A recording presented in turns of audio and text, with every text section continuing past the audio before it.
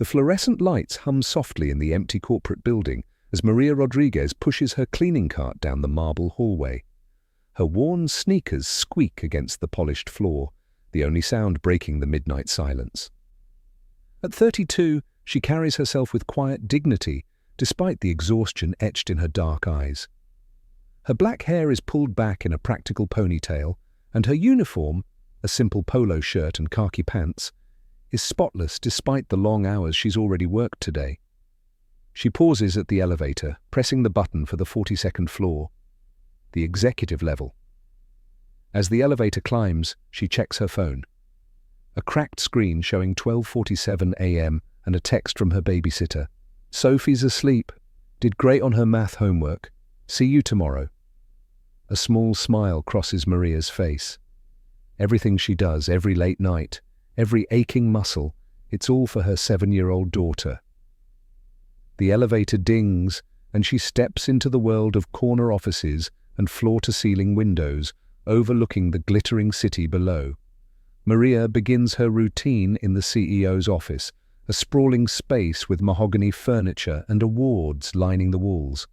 She's cleaned this office hundreds of times, always careful not to disturb the perfectly arranged desk. Tonight feels different, though.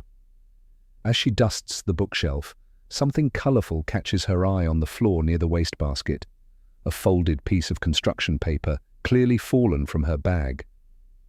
Her heart sinks as she recognises Sophie's artwork, a crayon drawing of 2 stick figures holding hands under a rainbow, with, "For the nice man who works late," written in her daughter's careful 7-year-old handwriting. Sophie must have slipped it into her mother's bag, hoping Maria would give it to someone who looked sad like Mommy sometimes does. "Oh no, baby," Maria whispers, quickly retrieving the drawing. Maria's cheeks burn with embarrassment. "It's nothing, sir, just... My daughter drew a picture. It fell out of my bag. I was just putting it away." "Your daughter?" Something in David's expression softens. "How old is she?" 7, Maria answers quietly. "Sophie, she's a good kid.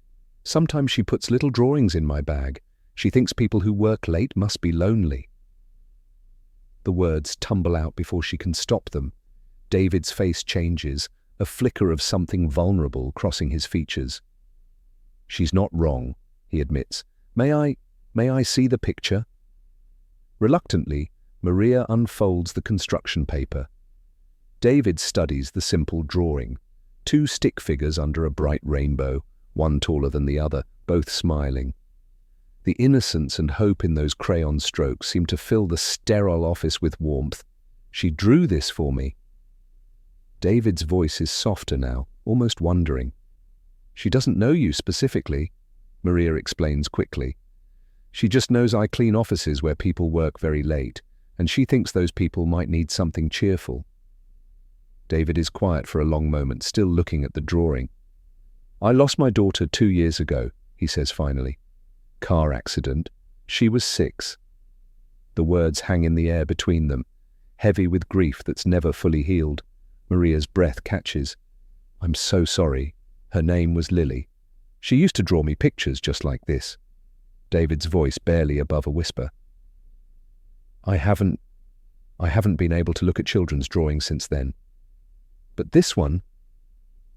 He looks up at Maria with eyes bright with unshed tears. "This one doesn't hurt.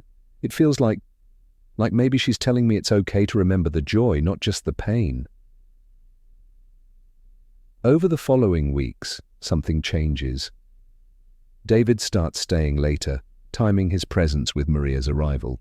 They begin talking, cautious conversations at fee. When Maria arrives, her hands shaking, David is waiting with Sophie's latest drawing framed on his desk, a picture of 3 stick figures under a sunshine labelled, "My family grows bigger with friends."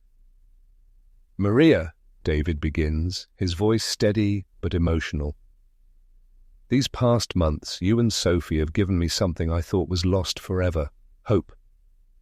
You've shown me that healing doesn't mean forgetting, and that there's room in a broken heart for new love." Maria's eyes widen. "David," I'm offering you a position as my executive assistant, full salary, benefits, health insurance for you and Sophie. But more than that, I'm asking if you'll let me be part of your family, not to replace anything, but to add to the love that already exists. Tears stream down Maria's cheeks. I can't ask you to do that. You're not just anything, David interrupts gently. You're the woman who saved me from drowning in my own grief. Sophie is the child whose innocent joy reminded me why life is worth living. I'm not trying to replace my daughter. I'm trying to honor her memory by opening my heart to love again. Maria looks at the framed drawing, at this man who has become so much more than an employer, and realizes that sometimes the most beautiful families are the ones we choose rather than the ones we're born into. Sophie would love to have you as part of our family, she whispers, and so would I. The next morning, David picks them up for Sophie's first day at her new private school, a gift that represents not charity, but investment in their shared future. As they walk hand in hand toward the school entrance, Sophie between them, David feels his daughter Lily's presence not as a painful absence, but as a gentle blessing on this new chapter. "Mum," Sophie says, tugging on Maria's hand, "can I draw David a picture of our new house?" "Our house?" Maria looks questioningly at David. "I was hoping we could look at houses together this weekend," David says with a smile. "Ones with big backyards for drawing under real rainbows." 1 year later, David stands in the kitchen of their suburban home, helping Sophie with her homework while Maria prepares dinner.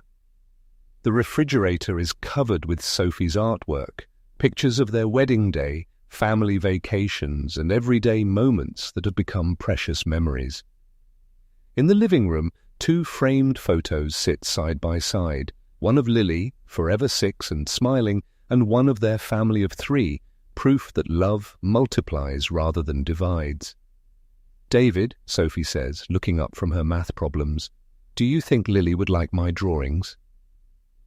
David's throat tightens with emotion, but it's the good kind now, the kind that comes from love remembered rather than love lost. "I think she would love them, sweetheart. And I think she'd love you too." As Maria watches from the doorway, she marvels at how a simple drawing led to this beautiful, complex, perfectly imperfect family. Sometimes the greatest blessings come disguised as ordinary moments, a piece of construction paper, a late-night conversation, the courage to open our hearts to unexpected love. That night, as they tuck Sophie into bed in her princess-themed bedroom, she presents them with her newest masterpiece, 4 stick figures under a rainbow, with "Forever Family" written across the top in her improving handwriting. "4?" Maria asks, confused.